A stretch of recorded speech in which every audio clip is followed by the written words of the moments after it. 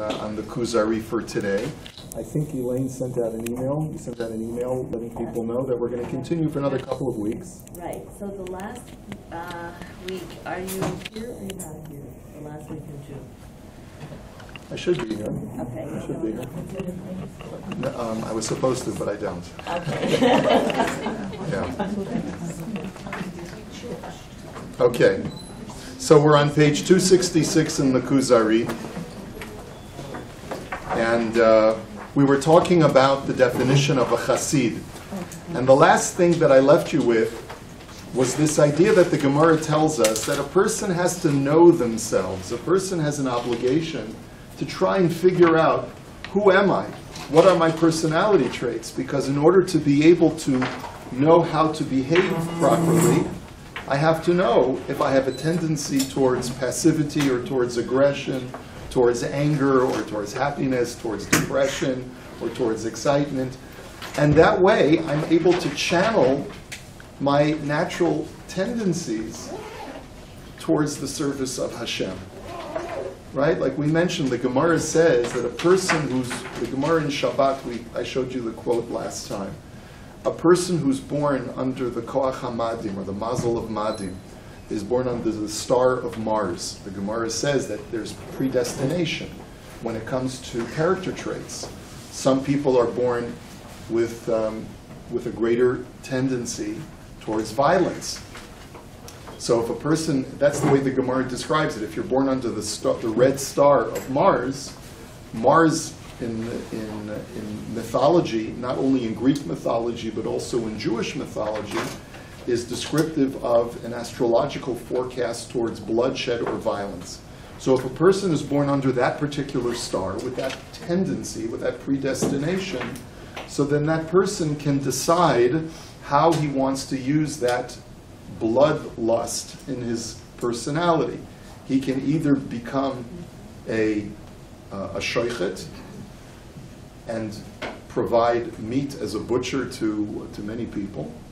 He can become a moil and do mitzvahs, or become a physician and do mitzvahs, or he can become a murderer. The decision is up to the individual how he or she is going to use that tendency. But the important thing, I think, that the Gemara, we said that the Gemara is underscoring is, know thyself. Know who you are, know what your tendency is. And that's why Rabbi Yehuda says that a chassid is a person who is able to first identify all of the different faculties within himself, and is therefore able to channel those faculties in the service of Hashem. If a person realizes, I have been gifted with certain abilities, I have the ability to communicate, I have the ability to calm a tumultuous situation, I have the ability to reason in a certain way, I'm a good person at giving advice, or I have an intuition towards the human condition or towards resolving conflict. So you have to know that. And Hashem gave that to me, so what did he give it to me for? He gave it to me to help me, to allow me to help other people. And so therefore, the chassid is not a person who tries to suppress his tendencies by looking in the mirror and saying, oh, I have some ugly things in my personality. They're only ugly if you allow them to be ugly. Because every character trait, in a sense, is neutral, and we have to know how to channel them. And therefore, he even gave an example. If a person has aggressive tendencies, he muzzles those aggressive tendencies which seeks to vanquish other people. I have within me this desire to always defeat my enemies. You ever play cards or checkers with an aggressive, competitive person? You know, a lot of people, you can play a game with them, and you know, if you can enjoy it, and if you lose, you lose, and if you win, you're gracious. But there are sometimes when you lose the game and the other person says, "Aha, gotcha, boo-ha!" Right? Or like, you know, the loser, right? And they become so aggressive. And what is that all about? It's about because some people have that within them, So how do I channel that? How do I channel that competitive nature that's within me and use it for the proper things? So there are certain times when aggressiveness is needed for the Jewish community. When there are forces either within or without the Jewish community that need to be silenced. So a person should say, well, I was born with aggressiveness. I'm going to become an advocate for the Jewish people. I'm going to become a spokesperson. I'm going to lobby our politicians, and I'm going to try to defeat the enemies of the Jewish people. Obviously, a person who's more passive and more timid would not be good at that kind of job. But if a person is able to recognize what's within them, they should use it in the proper way. And therefore, he feeds these tendencies their due in a productive fashion by defeating others in scholarly and philosophical debates and by rebuking evil people. I'm not going to be negative about it. I'm not going to try and just destroy other people, but I'm going to use it in a productive way. And this, of course, brings us to a discussion of certain biblical figures that the Torah describes as having had very unsavory personalities. You know, the person that comes to mind is Esav, because our sages accentuate Esav's negative tendencies and tell us that even from a very young age, he was already displaying certain negative traits. When Avraham Avinu had died, both Yaakov and Esav, where they were twins, they were 13 years old. It seems that way, because the Torah says, Vayigdulu hane'arim, they became of age. We don't know exactly how old they were, but usually Vayigdulu means they became bar mitzvah. And that was the day, according to our sages, that Avraham Avinu died, and Yaakov was preparing potted lentils for his father who was sitting Shiva, because that's what you do. Lentils is the sudas havra. It's like today we do eggs. In those days they did lentils because it's round. And Esav comes from the field and he's very tired. And our sages tell us that on that day, Esav had committed 5 averos out in the field. He had eaten from a treifa, he had committed a sin, other sins out in the field, had done some terrible things, killed a person, stole, committed an act of licentiousness, all of these things that the rabbis accentuate. By the way, that's the role of Chazal. The Ramchal writes in his introduction to Medrash Rabbah that when Chazal take note of the fact that the Torah has a negative attitude towards a certain biblical figure, they will take every effort to accentuate that evil by filling in certain blanks in the story. Sometimes we make the error of not knowing the distinction between the actual text of the Torah and the rabbinic commentary. It's important to know sometimes the distinction between the two. So we know that Esav is a bad guy. But if we look at the plain text, we don't really see that Esav displays horrible traits until he gets much older. All we know is that Esav is Ish Yodei Tzayid, Ish Sadeh, the Yaakov Ish Tam Yoshev Ohalim. That Esav is an aggressive person, he's a hunter, and Yaakov is a simple person or perhaps a timid person or a pacifistic person who dwells in the tents. Now, without looking at any of the rabbinic commentary revolving around this text, the Torah is not passing judgment on Yaakov or Esav. It's telling us what their character traits were. And the truth of the matter is, if we were to look at it objectively without all of the rabbinic commentary, we would look at it and say, Esav was aggressive, he was a wild kid, he loved sports, loved playing outdoors, didn't have Sitzfleisch, couldn't sit in the classroom for more than a few minutes without getting ants in his pants. But he wasn't a bad kid, he was a great kid. And all it needed was a good educator and a good set of parents to be able to identify what was really Esav's tendencies and be able to learn how to channel that. And I have to tell you something that's astounding. Rav Hirsch is actually critical of Esav's parents, Yitzchak and Rivka, for not having done a good enough job of identifying their children's traits until it was too late. And he blames, in a sense, or at least places some of the blame on Esav's turning away from the path of Torah on the fact that Yitzchak and Rivka didn't properly recognize their child for who he was. And that's why I copied for you Rav Hirsch's commentary to this. If you take a look, it's on page 425 in this photocopy that I have for you. Let's just take a look at it. He says, Vayigdalu, our sages who never objected to draw attention to the small and great mistakes and weaknesses in the history of our great forefathers, and thereby make them just the more instructive for us. Here too, on Vayigdalu, they make a remark which is indeed a signpost for all of us, that we can learn from their mistake. They point out that the striking contrast in the grandchildren of Avraham may have been due not so much to a difference in their temperaments as to mistakes in the way they were brought up. As long as they were little, no attention was paid to the slumbering differences in their natures. Both had exactly the same teaching and educational treatment, and the great law of education of Chanoch Lenar al pi darko, bring up each child in accordance with his or her own way, was forgotten. That each child must be treated differently, with an eye to the slumbering tendencies of his nature, and out of them be educated to develop his special characteristics for the one pure human and Jewish life. The great Jewish task in life is basically simple, one and the same for all.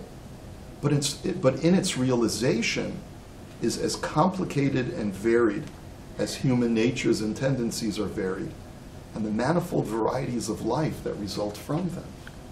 So it's not, basically he's saying it's not one size fits all, which unfortunately is the mistake of our educational system. We have schools, and you have 25 kids in a classroom, and if the Rabbi or the Morah does not know how to distinguish between each one of those 25 unique personalities, then you're setting up for a potential disaster for at least a percentage of those children. When Father Jacob, now we get to Yaakov, who is now just a boy, but when he's a much older man, and he visualized the tribes of our nation and the son standing around his deathbed, fast forward many years, he saw not only future priests and teachers, he saw around him the tribe of Levites, the tribes of royalty, of merchants, of farmers, of soldiers. Before his mental eye, he saw the nation in all of its most manifold characteristics and diverse paths of life. And he blessed all of them. Ish kavir chaso beirach osam. Each one according to his blessing, and each according to his specialty. With and in his different path in life did he bless them. For the covenant which God established with Avraham wants to win a whole national life, a whole, fresh, complete life of a nation with its manifold classes and occupations, all for the one and same great task of life, lishmor derech Hashem, la'asos tzedakah u'mishpat. Their strength and courage, no less than brain and lofty thought and fine feelings, are to have their representatives before God, and all in the most varied ways of their callings are to achieve the one great common task of life. So what does this have to do with Esav and with Yaakov? He says, but because of that, each one be brought up al pi darko, according to the presumed path of life to which his tendencies lead, each one differently to the one great goal. To try to bring up a Yaakov and an Esav in the same college, make them have the same habits and hobbies, want to teach and educate them in the same way for some studious, sedate, meditative life, is the surest way to court disaster. A Jacob will, with ever-increasing zeal and zest, imbibe knowledge from the well of wisdom and truth, while an Esav can hardly wait for the time when he can throw the old books, but at the same time a whole purpose of life behind his back, a life of which he has only learned to know from one angle and in a manner for which he can find no disposition in his whole nature.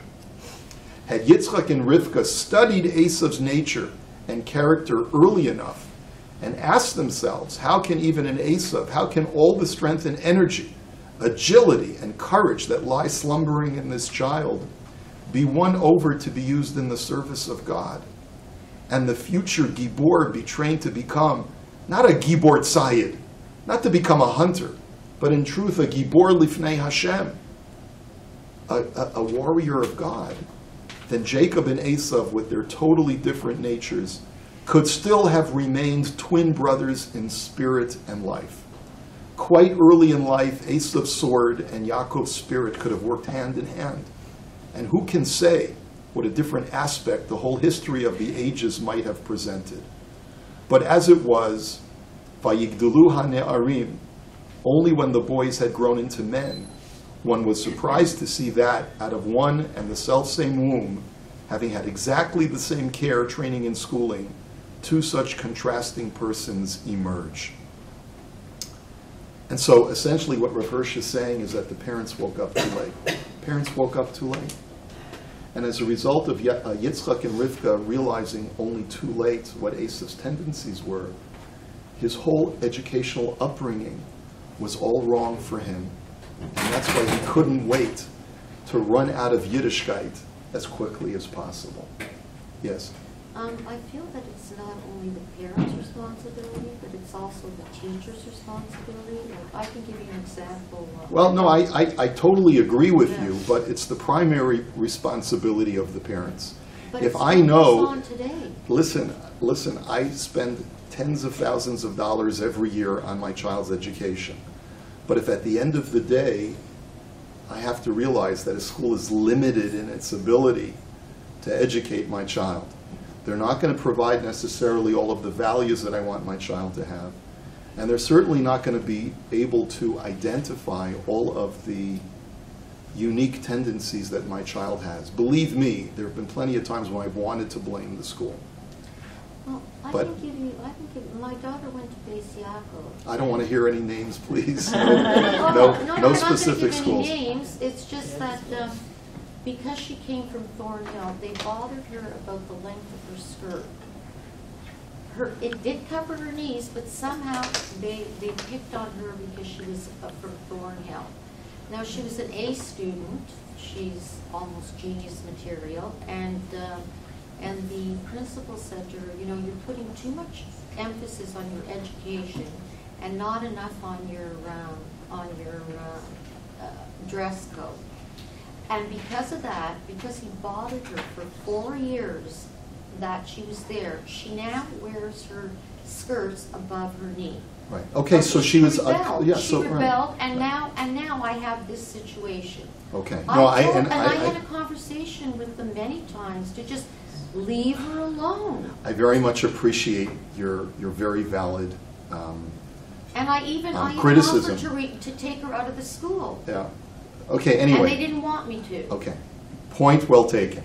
And we all have our own stories about how a school may have made a mistake with our children. We all have stories.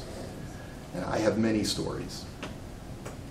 And I register your criticism of the educational system in general, that instead of trying to cater to the uniqueness of the child, they expect the child to conform to certain standards, which may not be good for that child. But you know something? There are limitations when you have 25 children in a classroom. There's only so much that you can do. The curriculum is the same for each child. The dress code is the same for each child. And perhaps you're right. Perhaps the people who were in charge at that time perhaps were misaligned in their focus for your particular child in that situation. And then maybe they should have emphasized certain things and de-emphasized other things. It's not for me to judge. But what I can tell you is that our job as parents is to compensate for the shortcomings of the schools in which our children find themselves. So the Torah here is not criticizing the local cheder that Esav and Yaakov went to. But it takes a community to raise a Yes, child. it does. It does. But you know something? There are times when I say to myself, maybe my children would be better off being homeschooled. But I simply don't have the energy. And most of us are simply just too preoccupied to focus that kind of energy and dedication to our children. And so we buy them the nicest clothes and make them the nicest lunches and pack them up and do carpool and take them to school and drop them off and happily pick them up at the end of the day. And when it's September 2nd or whenever it is, we are so excited and happy because the summer is over and we can send them back to the same place where we pick them up at the end of June. So you ever see that Staples commercial where the guy's pushing the shopping cart and it's the most wonderful time of the year, and it's, back to school, and he's dancing and singing through the aisles. The point is, yes, there is plenty of problems in our educational system, but this is not the time or the objective. It's going to take us completely away from the message. The message is Chanoch Lanar al pi darko, and that's our responsibility as I parents. just have a question. Would you say that the halachic perspective in general follows that attitude of each child or each offspring should be raised according to their, What do you mean by halachic it's perspective? not would you say in Judaism, is that the attitude that one should, is it the consensus, would you say? That is absolutely the consensus, at least in lip service. In practice, like I say, there are some schools who do a better job of it than others. Some schools do not do a very good job of it. And one has to be very selective and very discriminating in the school or yeshiva they choose for their child. For that very reason, if I know my child is not inside that box, then I have to be very, very careful about choosing the yeshiva or seminary that I'm going to send my child to. Because if I know that they're not going to fit in that box, I'm doing them a grave disservice by keeping them there. Yeah. What if you don't have many options? What if there's only one option? Well, fortunately, there isn't only one option. There are many options. Sometimes all of the options are not optimal. And the truth is that the whole educational system, the whole idea of schools, was, the Mishnah acknowledges, was developed by a person named Rabbi Yehoshua ben Gamla, who the Mishnah says is Zachur Latov. He should be remembered for the good. But at the same time, it's almost a backhanded compliment, because originally every set of parents was responsible for their child's individual education. And when the burdens of parnasa, of making a living, and other distractions became too many, Rabbi Yehoshua ben Gamla, out of a concession to the fact that he saw many children, especially orphans, did not have a good education, he set up schools. But that's not optimal. There's plenty of things like that in life. I always say a hospital is the absolute worst place to get better. It's the worst place to get better. It's filled with germs. The bed's uncomfortable. It's filled with noise. You got roommates that you never had before. Why would you want to recuperate in a hospital? But that's where we recuperate. And a school is the worst place to get an education. But it's the only option that we have, so we have to take it, right? But realize that the responsibility lays with us as the parents for our own children. And unfortunately, there are a lot of pressures that families face of sending their children to specific educational systems because of various concerns. Shidduchim is the one that you hear so often. And if I don't send my child to this particular kind of school, what's going to be with their shidduch? Well, I got news for you. You got bigger problems to worry about than the shidduch if the child can't wait to throw away the Yiddishkeit because they've been boxed in and confined in a place where they don't belong. That's going to be your least of your problems. If you have the wherewithal to be able to find the right place for your child, that's where the child should go, and don't worry about other communal concerns or pressures. That's simply just doing a disservice to your child. Yes? What does the Torah hold as far as being a mother or a parent? How long is your responsibility to teach your children? Is there an age, 18? Or, as a parent, I want to teach my child until I die, right? But at what, I just was wondering, does the Torah hold that you can still keep on teaching past a certain age? I like It does. I like it. You know that story about the mother who woke up her son one morning and said, you got to go to shul at Shabbos, you got to go to shul. And he says, I don't want to go. I want to sleep in today. No, my son, you got to go, But I don't want to go. She says, you have to go. He says, why? Because you're the rabbi. Anyway, that's the story. But There are times when I felt like that. Fortunately, my mother doesn't live with us, so she doesn't have to wake me up. But of course, the educational system never stops between a parent and a child. But that's provided. Chanoch lenar al pi darko also means know when to speak and know when to be silent. Right? If I don't gauge my child's temperament properly, and I tell him or her to do something when if I was really more attentive and discerning about that person's character, that human being that happens to be my child standing before me, if I realized that they're not receptive at this moment in their lives to what I'm going to say, then the best advice is to remain silent, right? Yeah. I feel like Rivka had a real heads up though, because Vayis Rotzitu Habanim B'Kirba, she knew.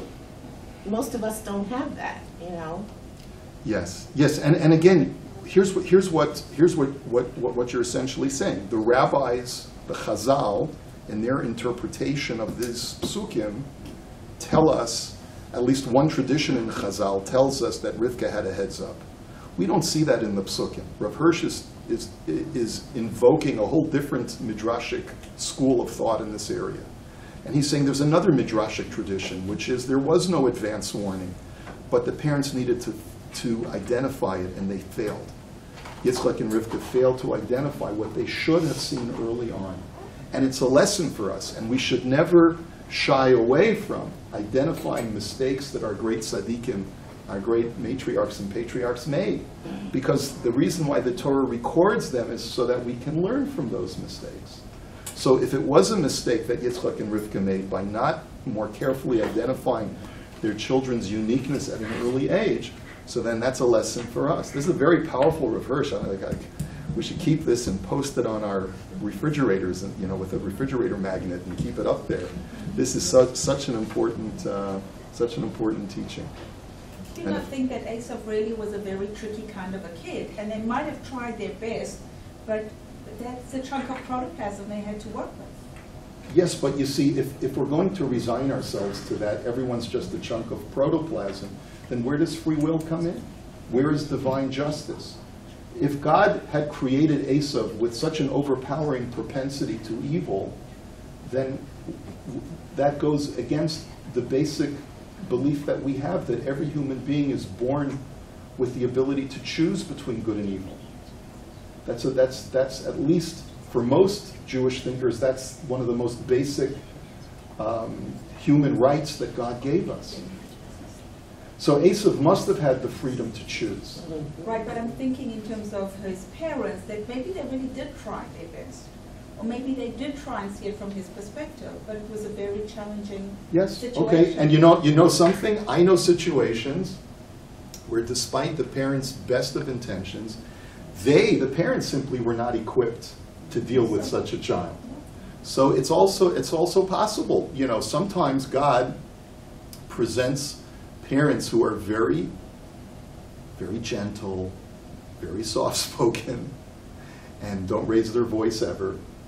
And he presents them with a child who is the most rambunctious, bouncing off the wall, hyperactive child ever. And that child needs a stronger hand of control instead of a gentle, why don't we take a time out? And then the child is just going nuts. No, I'm not going to take a time out. And, no, I really think we should take a time out. No! And then the constant war, right? Yes.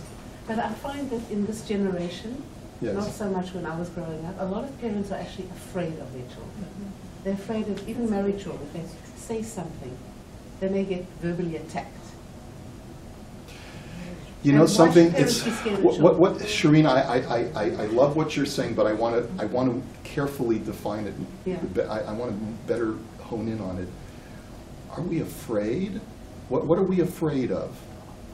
That they may not want to speak to you if you... Ah, Throw you so it's a away. selfish fear. No, Yeah. so you want to know something? It's not that I'm scared of getting my head chewed off by my child. Yeah. If I didn't care about the nature of the relationship, then I'm going to give my kid a piece of my mind, whether they like me for it or not. Yeah. But what am I afraid of? I'm not a fearful person, but I want to preserve that relationship, and I'm willing to sacrifice the welfare of my child of hearing a strong admonishment in order to preserve the relationship. And there's a fine line there. You see, a lot of times parents have abdicated their responsibilities to their children because they're worried that if I come down too hard on my child, they won't love me. They won't love me. And I need love so badly. Can you relate to what I'm saying? And unfortunately, that's a disservice to the child. Just because I need love, that my child should lose out on having a good disciplinary parent? So you learn in time to say it once.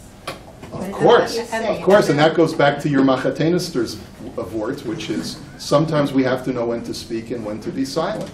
But so there's a balance there. But if our fear is based on they're not going to love me, then that's not you're not doing a service to them. You may be doing a disservice to them. It's how you say it too, right? Yeah, it is how you say it.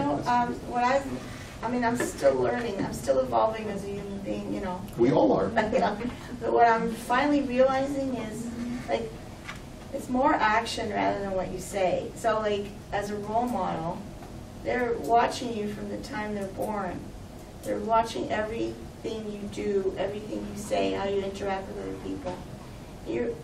So the biggest teaching, because that's why I don't understand this thing about you. I said, like, I feel the biggest teacher is not saying anything, just them looking at you, and your actions are the biggest teachers. Well, it depends. Than what you tell them. It depends on the age of the child. It depends on the temperament of the child, and every situation is unique. But I would say that when it comes to grown children, you're probably right that saying less is better, and teaching by example is the better way to go. But again, it depends on the age of the child. So I think this is a good place for us to hold it. This is a never-ending conversation, which I'm sure we can always come back to later. And let's focus on the parsha now.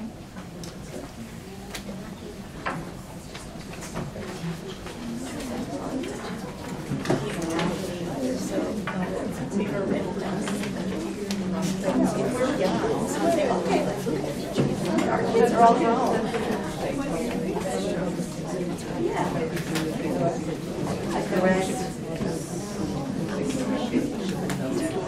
Sure, but that's why I